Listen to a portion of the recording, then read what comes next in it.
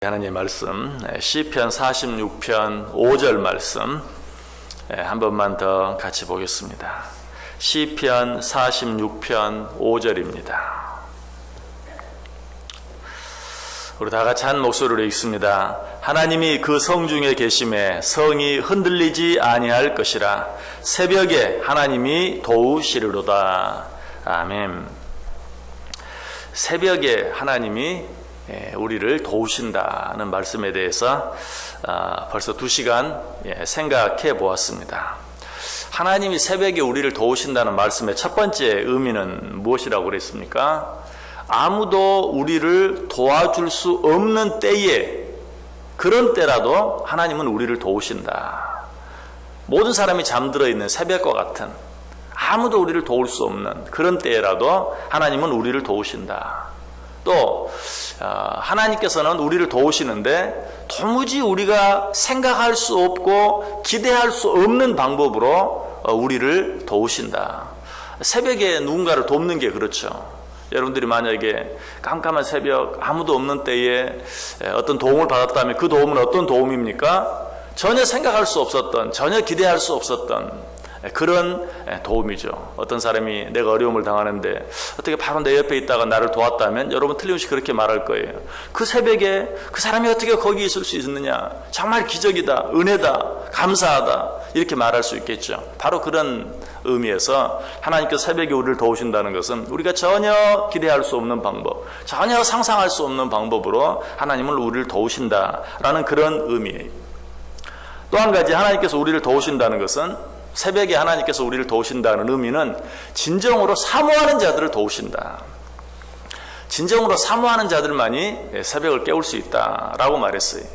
그러므로 새벽에 하나님 우리를 도우신다는 것은 단순히 어떤 시간적인 의미일 뿐만 아니라 정말 진정으로 사모하는 자, 간절히 사모하는 자, 하나님은 이런 자와 함께 하시고 이런 자를 도우신다라고 말씀드렸어요. 자, 그렇다면 새벽에 하나님이 우리를 도우신다는 또 한 가지 의미가 있다면 그것은 무엇일까요? 그 말씀의 의미를 알기 위해서는 시편 109편 31절을 한번 생각해 볼 필요가 있어요. 제가 읽어드릴게요. 시편 109편 31절, 그가 궁핍한 자의 오른쪽에 서사 그의 영혼을 심판하려 하는 자들에게서 구원하실 것이미로다. 자, 하나님이 누구를 구원하시는가? 하나님이 누구를 도우시는가? 궁핍한 자의 우편에 서서 그를 도와주신다. 궁핍한 자의 오른편에서 그를 구원해 주신다라고 이야기하고 있어요. 그렇죠. 하나님은 궁핍한 자와 함께 하세요. 시편 69편 33절에도 보면 여호와는 궁핍한 자의 소리를 들으시며 자기로 말미암아 갇힌 자를 멸시하지 아니하신다. 시편 102편 17절에는 여호와께서 빈궁한 자의 기도를 돌아보시며 그들의 기도를 멸시하지 아니하셨도다.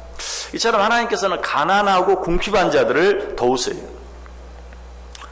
또 그런 자와 가까이 하세요. 그래서 아까 시편에서 뭐라고 말했어요? 하나님께서는 궁핍한 자의 오른편에 서서 그와 가까이 계셔서 그를 도우시고 그를 구원하신다라고 말했어요. 다윗은 이 사실을 확실히 알았어요. 그래서 그는 기도할 때 이런 표현을 자주 써요. 시편 40편 17절에 보면 나는 가난하고 궁핍하오나 주께서는 나를 생각하시오니 주는 나의 도움이시오 나를 건지시는 이시라 나의 하나님이여 지체하지 마소서. 시편 86편 1절에도 여호와여 나는 가난하고 궁핍하오니 주의 귀를 기울여 내게 응답하소서. 다윗은 하나님이 가난하고 궁핍한 자와 함께 하신다, 그러한 자를 도우신다는 사실을 알았기 때문에 늘 기도할 때마다 나는 가난하고 궁핍합니다 이렇게 표현하는 거예요. 다윗뿐만이 아니에요. 아삽도 마찬가지였어요. 시편 74편 21절에 보면 학대받은 자가 부끄러이 돌아가게 하지 마시고 가난한 자와 궁핍한 자가 주의 이름을 찬송하게 하소서. 하나님, 가난한 자와 궁핍한 자를 도우셔서 그 하나님의 도움을 찬송하게 하소서 라고 기도하고 있는 것을 보게 돼요. 자, 그렇다면 가난하고 궁핍한 자는 또 어떤 자입니까? 먹을 것이 없는, 돈이 없는 그런 자를 말합니까? 물론 그런 자도 그 의미 속에 포함될 수 있어요. 그러나 오늘 본문이 말하려고 하는, 시편이 말하려고 하는 그 가난하고 궁핍한 자, 가난하고 빈궁한 자는 꼭 그런 자들만을 말하는 것이 아니에요. 성경에서 말하는 가난하고 궁핍한 자는 육적인 것보다도 영적인 가난과 궁핍, 심령이 가난하고 궁핍한 자들을 말해요. 자, 그렇다면 심령이 가난하고 궁핍하다는 것은 또 뭘 말합니까? 자기의 연약함과 한계를 인정하고 나는 당신의 도움이 없이는 아무것도 할 수 없습니다.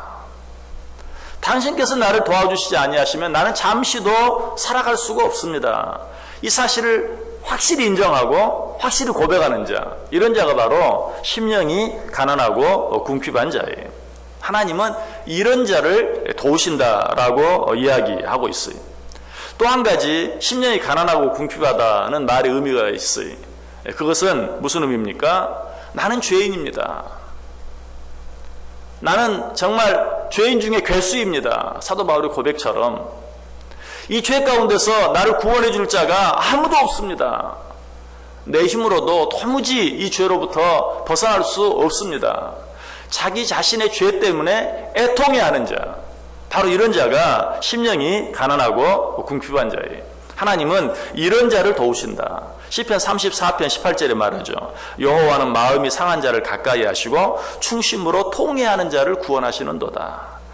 자신의 죄를 인정하는 마음이 상한 자, 자기의 죄로 인하여 나는 죄인입니다. 죽을 수밖에 없습니다. 누가 나를 이 죄 가운데서 건져낼 수 있겠습니까?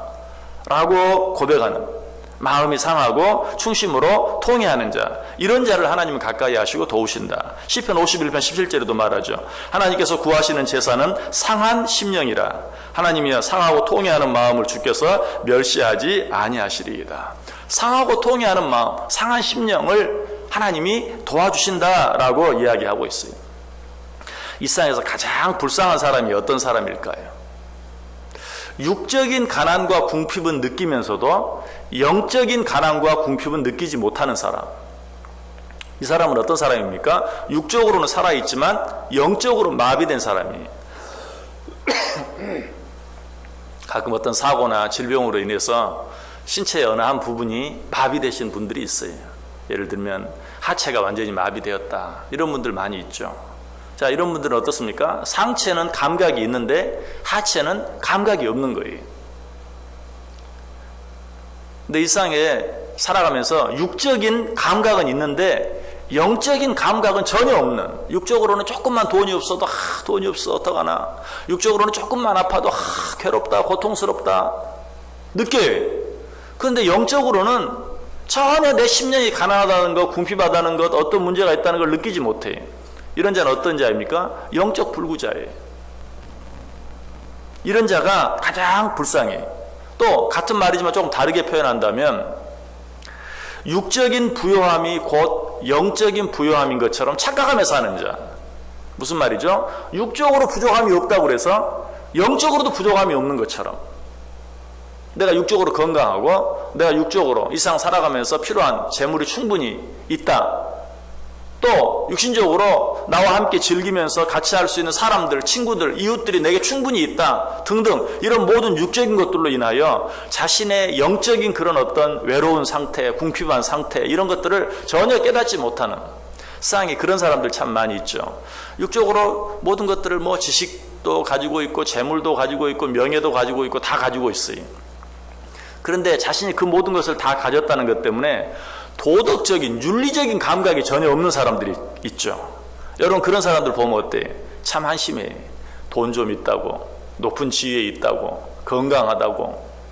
그래서 하나무인인 어떤 도덕적인, 윤리적인 감각이 전혀 없는, 여러분 우리가 봤을 때 어때? 참 안 됐다, 저 사람 참 불쌍하다.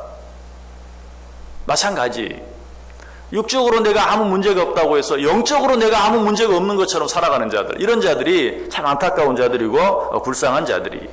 성경에 그런 자가 실제로 있었죠. 누구? 시몬이라는 마술사. 그는 돈이 있었어요. 그래서 돈만 있으면 성령도 살 수 있을 줄 알았어요. 그런 자를 향해서 예수님께서 뭐라고 말합니까? 네가 돈과 함께 망할지어다 라고 이야기하고 있는 걸 봐요. 그리고 또 이런 자들을 향해서 요한계시록 3장 17절 18절에 보면 내가 말하기를 나는 부자라 부요하여 부족한 것이 없다 하나 내 곤고한 것과 가련한 것과 가난한 것과 눈먼 것과 벌거벗은 것을 알지 못하는도다.